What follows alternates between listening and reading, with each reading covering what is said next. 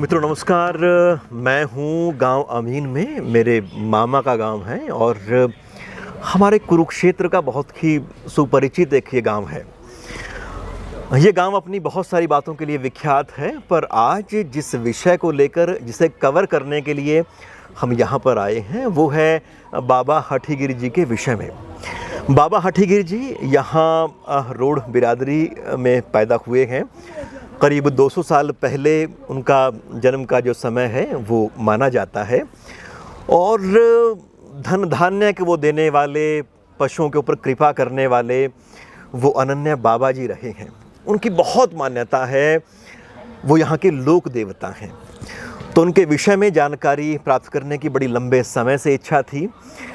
तो बाबा हठीगिरी जी के विषय में बताने के लिए श्री जय सिंह जी, जो कि आप बाबा हठीगिरी जी की ही पीढ़ियों में आते हैं, आप हैं, और इसके अलावा मास्टर रणवीर सिंह जी हमारे साथ होंगे और वो हमें बाबा हठीगिरी जी के विषय में, उनके समय के बारे में, उनके अवदान के बारे में, उनकी महत्ता के बारे में हम सबको बहुत सारी बातें बताने वाले हैं।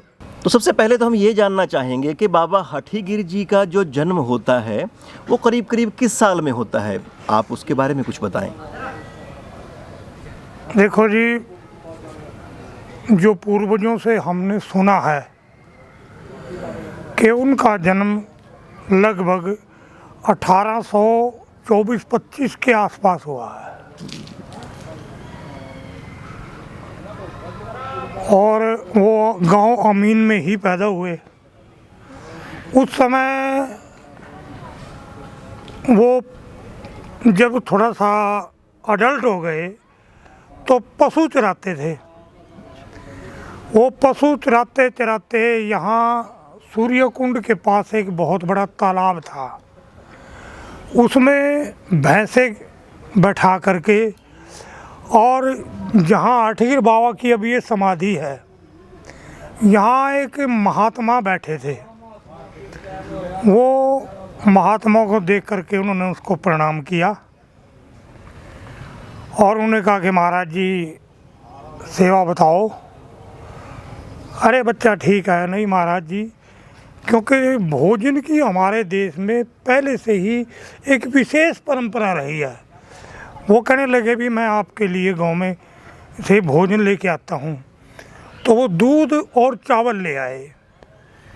दूध और चावल ले आए तो कहने लगे महाराज जी मैं तो मीठा भूल गया, शक्कर वगैरह थी उस ज़माने में, और मैं लेके आता हूँ। तो उन्होंने मतलब वो फरवा मट्टी का, समझते हो ना, फरवा मट्टी का बर्तन, उसमें दूध डाल दिया और चावल दे दिए उनको, और वो गांव में मतलब शक्कर लेने चले गए। जब वो शक्कर लेके भी आए तो देखा ना तो वहाँ महात्मा है, और वो धूने से खीर खा के भी चले गए। जब उन्होंने देखा भी इतनी जल्दी खीर भी खा गए और कोई दाना भी नहीं है, तो वहाँ उन्होंने चारों तरफ देखा। अब न तो फरवे पे कोई दाना था, मट्टी के बर्तन पे, अब एक झाड़ी थी, झरबेरी लगा लो, उसके ऊपर पत्तल पड़ी थी, यानी कि डाक का पत्ता, पलाश का पत्ता। तो उन्होंने देखा कि उसके ऊपर एक दाना लगा हुआ था। वो उन्होंने दाना दे, भाई देखूं कैसी खीर बनी है बिना मीठे के। अब वो दाना मुंह में डाला तो महात्मा जी उनको वहाँ से 1 कोस दूर दिखाई दिए उनको, यानी कि एक दिव्य दृष्टि आ गई। अब वो महात्मा को मिलने के लिए उनके पीछे पीछे चल पड़े, घर बार पशु सब भूल गए। अब वो कहते हैं कि उसके पीछे पीछे चले गए। तो 1 साल के बाद वो हरिद्वार हर की पहाड़ी पे मिले। जाके उन्होंने प्रणाम किया। कहने लगा अरे बच्चा वापस चला जा। नहीं महाराज जी अब वापस नहीं जाऊंगा, अब तो मैं आपकी सेवा करूंगा। अरे नहीं तू चला जा। नहीं मुझे अपना शिष्य बना लो। तो उन्होंने कहा भी शिष्य तो फिर तपस्या करनी पड़ेगी। तो कहते हैं कि वो उनको लेकर के 12 साल सारे हिंदुस्तान में प्रमुख तीर्थों पे घूमे, और 12 साल के बाद फिर वो हर की पहाड़ी पे आए। हर की पहाड़ी पे आए तो कहने लगा अरे अब तो तू घर चला जा। अगर नहीं महाराज जी अब घर क्या, मैं तो आपको समर्पित हूँ, मैं नहीं जाऊँगा, लेकिन मेरा आदेश तो मानेगा। अग हाँ जी मानूंगा। अग जा तू गांव में ही चला जा, और ऐसा करना अगर तेरे को धुने में आग मिल जाए तो वहाँ बैठ जाना, अगर तेरे को आग ना मिले फिर आ जाना हरिद्वार तू। तो कहते हैं कि वो अठीर बाव वहाँ से चले, और जहाँ उन्होंने खीर बनाई थी उस धुने में जब उन्होंने चिमटा मारा तो उसमें से आग का अंगार निकला, और अठगीर बाबा यहाँ बैठ गए। बैठने के बाद क्या हुआ कि गांव में, पशुओं में और आदमियों में बीमारी फैल गई। अब बोड़ा गांव आए कि यहाँ मोड़ी के पास, गांव के लोग कहने लगे भी वहाँ बोड़ा सिद्ध पुरुष है महात्मा, और उसकी मतलब मदद लो या उनसे प्रार्थना करो ताकि गांव में आदमी और पशुओं में बीमारी ना रहे। अब कहते हैं कि वो महात्मा बोड़ा में ताश खेल रहा था, तो क्या हुआ कि कहने लगा अरे यमीन के आदमी भी बड़े भोले हैं। अग जी कैसे? अग देखो वो यहाँ रहे हैं, इनके गांव में ही बड़े सिद्ध पुरुष हैं। तो 5 मिनट के बाद यहाँ के जो 10-12 आदमी थे जाके उन्होंने नमस्कार किया और कहने लगे महाराज जी मर गए, अब तो गांव में बीमारी फैल गई, पशुओं में भी आदमियों में भी, और बस गांव खाली होने को मकीन मतलब नौबत आ गई है। कहने लगा अरे तुम कितने भोले हो, मेरे से भी वहाँ बड़े आदमी बैठे हैं आपके गांव में। लगा जी हमें तो पता नहीं। अब जाओ अठगीर बाबा के पास जो कि वहाँ सूर्य कुंड किनारे बैठे हैं, वो मेरे से भी बड़े हैं। तो गांव के लोग वापिस आए। आने के बाद वो अठगीर बाबा को प्रणाम किया। कहने लगा महाराज गांव में बीमारी फैल गई है और खाली होने वाली मतलब एक हालात हो गई है, तो आप मुझसे प्रार्थना है कि हमारा दुख निवारण करो। कहने लगा चलो कोई बात नहीं। कहते हैं कि उन्होंने एक घड़ा मंगवाया, एक वो दूना वो टूंटी वाला मंगवाया, और उन्होंने यहाँ से चले तो शंख बजाया। कहने लगा भाई ये एक आदमी जो है ना इस टूंटी से पानी गिराता रहे, कम हो जाए तो घड़े में से डाल लेना और पानी ले आना। कहते हैं कि उन्होंने गांव की परिक्रमा की, परिक्रमा की तो ठीक यहाँ वो आ गए तो गांव में से बीमारी एकदम समाप्त हो गई। तो उसके बाद लोग उनकी पूजा करने लग गए, और यानी कि बाहर के आदमी भी उनकी पूजा करने लगे जो कि इस गांव से जाके बरानी वगैरह में बसे थे, वो भी अठगीर बाबा की पूजा करने लगे। और कोई भी गाय या भैंस ब्याती थी तो पहले दूध अठगीर बाबा पर समर्पित करते थे, उसके बाद प्रयोग में लाते थे। तो यहाँ अठगीर बाबा सिद्ध पुरुष हो गए, दूर दूर के लोग आने लग गए। तो कहते हैं कि एक बार उनके पास यहाँ गाय भी लोगों ने बांध दी, सेवा भी करते थे, घास भी दे देते थे, चरा के भी लाते थे, धार भी निकालते थे। वो तो सिद्ध पुरुष थे, तो वो हवन वगैरह भी करते थे। तो क्या हुआ कि चोर लग गए, लेकिन भी बहुत बढ़िया गाय और बैल है इनके पास तो, और उन्होंने मतलब वो गाय और बैल खोल लिए। अब उन्होंने अठगीर बाबा ने कोई भी प्रतिक्रिया नहीं की। अब वो खोल के इधर चले तो अंधे हो गए, वापिस आए तो आंखें खुल जाएं। और वो शौकड़ा के चोर थे भाई, शौकड़े के मुसलमान चोर थे वो। तो जब उन्होंने 3-4 बार देखा कि ये तो बड़ी मुश्किल हो गई, लेकिन ओहो ये तो महात्मा सिद्ध पुरुष है, वो तो जी उनके पाँव में पड़ गए वो, और कहने लगे महाराज गलती होगी क्षमा करो, और हम आपकी हर छमाई दड़ी और जो भी आपका मतलब हम दे सकेंगे अर्पण करेंगे, हमें क्षमा करो। लग रहा नहीं ले जाओ, अरे ले जाओ, आख नहीं जी।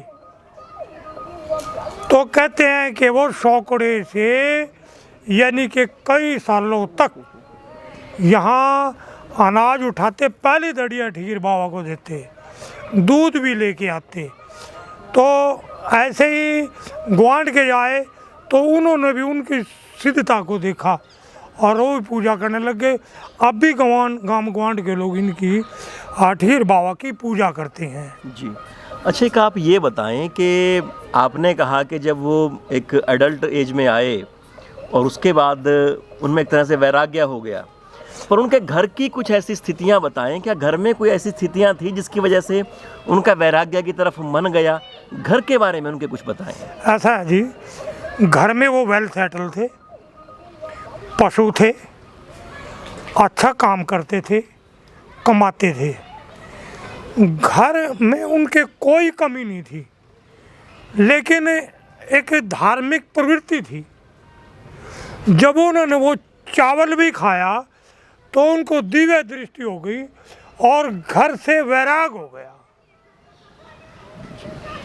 तो जिस तरह से आपने बताया कि मतलब आसपास के गांव गमांड के जो जितने लोग थे वो सब के सब यहाँ पे आने लग गए, तो उस टाइम तो मुसलमान भी बहुत थे अमीन गांव में। हाँ, शौकड़े में मुसलमान थे वो जी ना, अमीन गांव में अमीन में भी मुसलमान थे।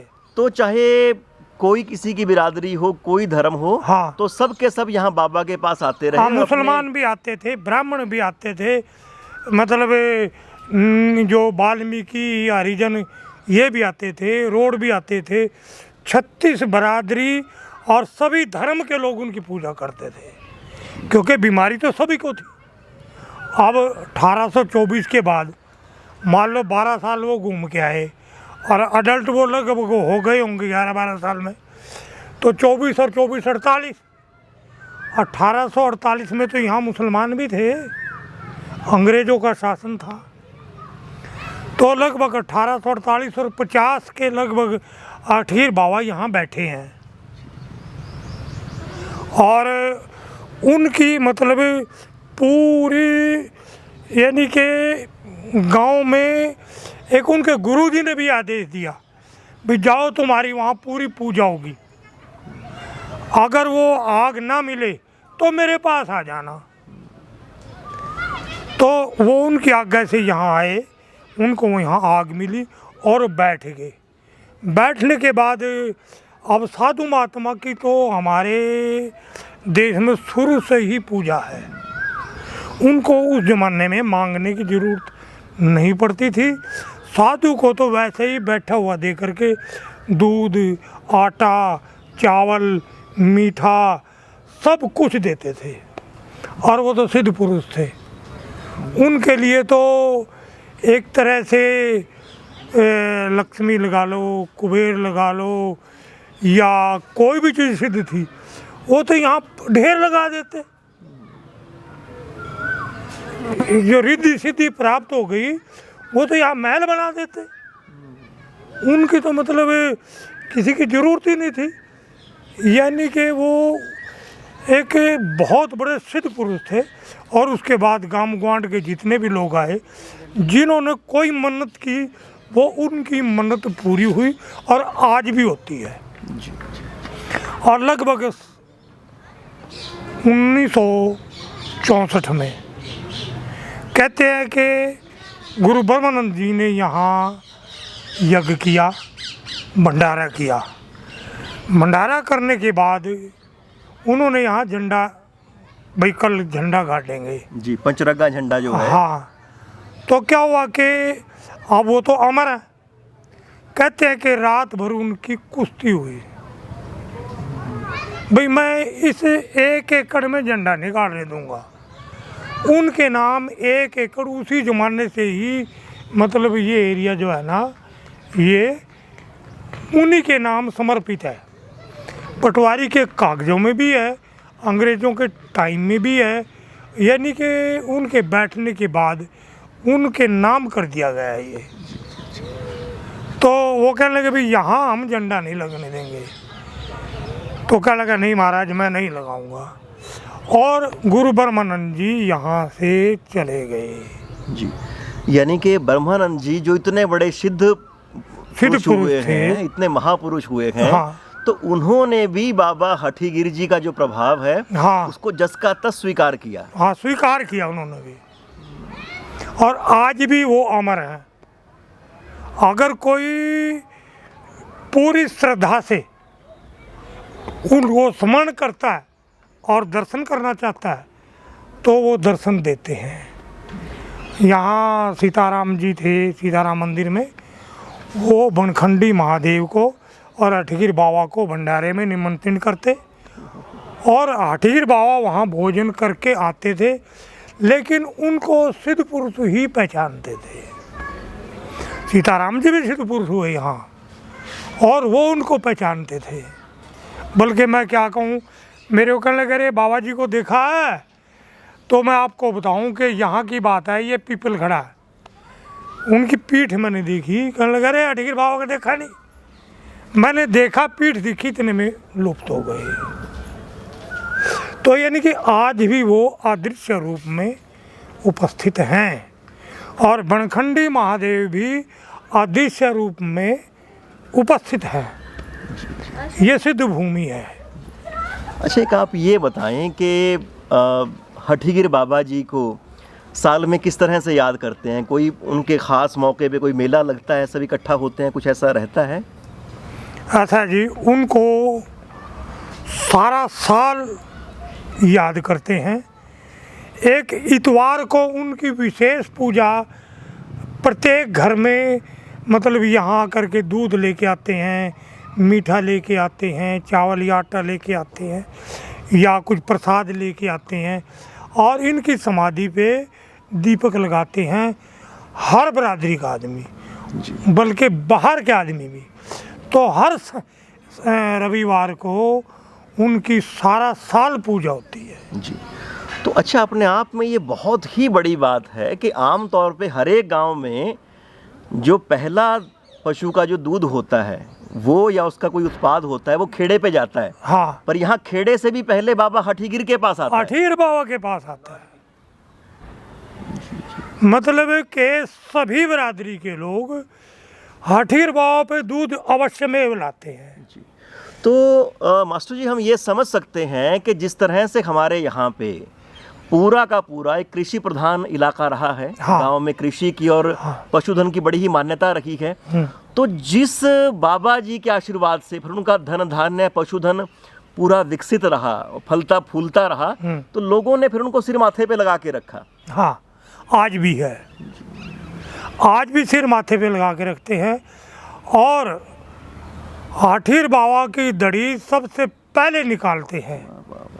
यानी कि दड़ी 5 किलो कह लो आप, हर घर से, मतलब हठीगिर बाबा के नाम से हर छमाही में यहाँ धान, गेहूँ या जो भी किसी भी मक्का या जो भी फसल है, एक धड़ी। अब तो लोग ज़्यादा भी ले आते हैं, ये नहीं कि 10 किलो भी ले आते हैं, लोग बोरियां भी दे देते हैं। यानी कि पहला हिस्सा जो है ना हठीगिर बाबा के नाम से निकालते हैं, और उनकी कृपा से फसल में, पशुओं में, आदमियों में कुशलता रहती है, वाह वाह वाह, वृद्धि होती है और धन धान्य परिपूर्ण हो जाते हैं जी, कोई चिंता नहीं रहती। तो आखिर में मास्टर जी, आप हठीगिर बाबा जी के बारे में कुछ और बताना चाहें, कोई संदेश सबको देना चाहें, कोई और बात ऐसी जो सबको पता होनी चाहिए, तो वो कृपया कुछ कहें। अच्छा जी, हठीगिर बाबा हमारे लौकिक या लोक देवता हैं। लोक देवता का महत्व आज से नहीं, आदिकाल से वेदों में भी है, शास्त्रों में भी है, पुराणों में भी है, स्मृतियों में भी है, काव्यों में भी है, महाकाव्यों में भी है, उपजीव्य काव्यों में भी है और स्थानीय काव्यों में भी है। क्योंकि सभी शास्त्र ये कहते हैं कि जब आप तीर्थ यात्रा के लिए जाएं वाह वाह। तो पहले आप अपने लोक देवता के दर्शन करें, अपने गांव की परिक्रमा करें। परिक्रमा करने के बाद आप बाहर तीर्थ यात्रा पे जा सकते हैं। ये आदि काल से नियम है। देखिए, इतना महत्वपूर्ण नियम की जब उल्लंघना करके हम यात्रा पे जाते हैं तो एक तरह से उस यात्रा का फिर आधा फल आपको मिलेगा। ये सही नियम है कि उनको प्रणाम करके जाएं और वहाँ से आके एक बार फिर से प्रणाम करें। वो तो खैर शाश्वत है ही परिणाम उनको, लेकिन जाने से पहले शास्त्र भी आप देखिए, रामायण के अंदर जब वशिष्ठ जी ने कहा कि भाई विवाह तो निश्चित हो गया और विवाह संस्कार भी होगा, लेकिन पहले आप लोक रीति, लोक देवता और लौकिक रिवाज की पूर्ति कीजिए। ये तो वाल्मीकि रामायण में भी है, तुलसी के रामायण में भी है, सभी रामायणों में है कि आप पहले अपने लोक देवता की पूजा कीजिए, उनकी प्रतिष्ठा कीजिए, यानी कि परिक्रमा कीजिए, या अपने लोक रीति रिवाज की प्रतिपूर्ति कीजिए। ये तो रामायण के अंदर भी स्पष्ट दे रखा है। वो मान ले साक्षात भगवान थे, लेकिन लोक देवता की मान्यता तो उस काल में भी उसमें थी, उन्होंने भी निभाई है वो।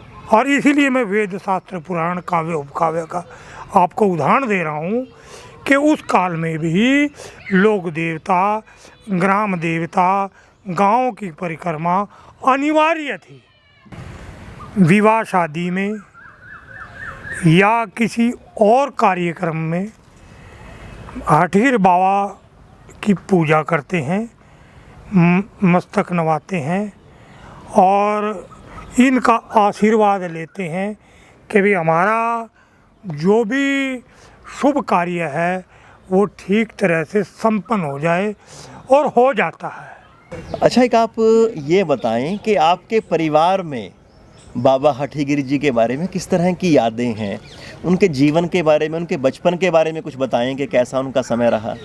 देखो जी, ऐसा बचपन के तो बारे में हमें पता नहीं उसका ही, क्यों बहुत पीछे जन्म हुआ हमारा, तो वो तो कई सदियाँ पहले जन्म ले लिया था उन्होंने। तो बाकी जो मेरे साथ बने हैं ना, जो हमारे साथ उन्हें जैसी माना सेवा करी है ऐसी हमारे असली अच्छा करे उन्होंने हमारे साथ। जो भी हम कार्य करें ना, या ट्यूबवेल लगाओ या शादी करो या मान ले कोई डंगर लो, इसकी पहले पूजा करके फिर बात कराएंगे पीछे हम।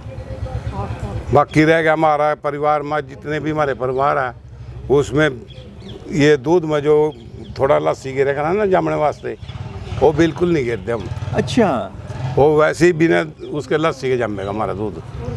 अच्छा, हाँ जी, ये इसीलिए माना ज़्यादा इसकी मानता हम नहीं कर रहे हैं कि भी शुरू से हमारा ध्यान पूरा है इसका नहीं। आए इतवार हम दीवा लगावा इसका।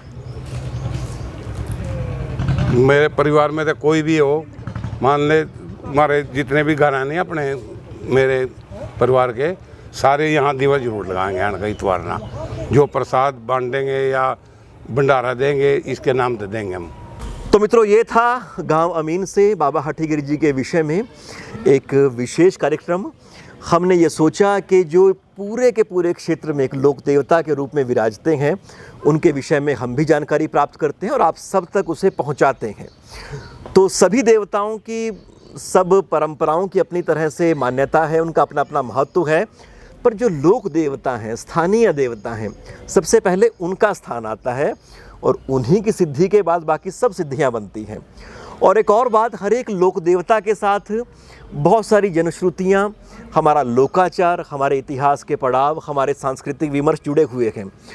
तो ये अध्येताओं के ऊपर निर्भर है कि इन जानकारियों को वो किस तरह से सामने लाते हैं, किस तरह से उसके ऊपर शोध करते हैं।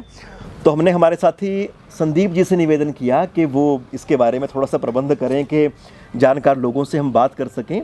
तो मास्टर रणवीर सिंह जी के पास हम बैठे रहे और उन्होंने इतनी महत्वपूर्ण बातें अपने अनुभव के साथ जोड़ के हमें बताई, तो मुझे लगता है कि आप सबको इस पूरी बातचीत से बहुत लाभ पहुंचेगा।